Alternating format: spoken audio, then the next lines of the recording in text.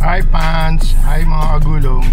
Meron tayong DIY dito sa NB350 natin. Ito siya, oh.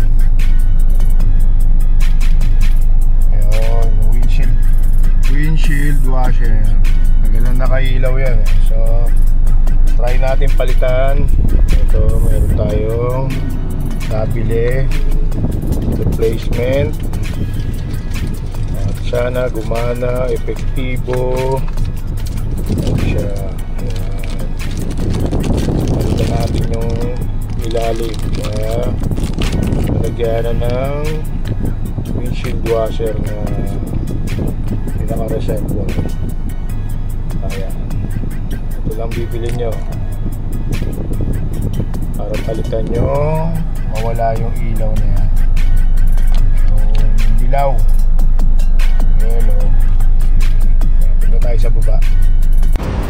Dahil nandyan siya sa ilalim, so dapat siguraduhin wala na siyang laman. Yan. Dapat wala nang laman, ha. Okay ka lang.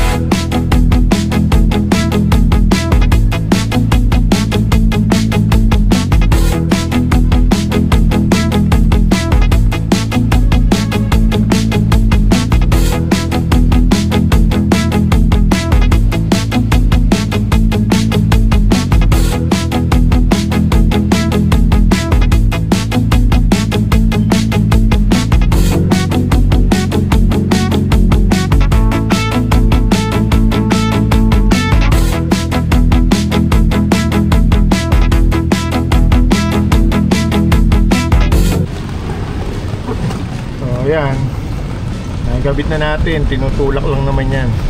So hindi ko na na-vlog yung pagpasok niyan. Madali lang naman, unahin ng goma, tapos yung pinaka-plastic. Eh umulan eh. Okay, try na natin.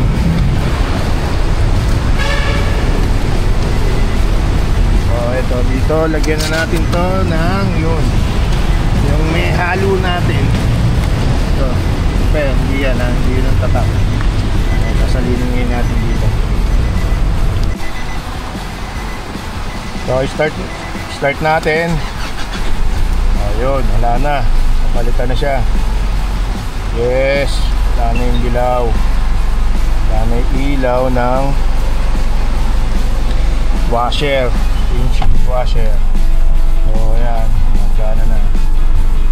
Sakto, umulan. So hindi na masakit sa mata.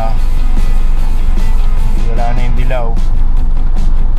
Ayan, okay na. Huwag tayo ulan.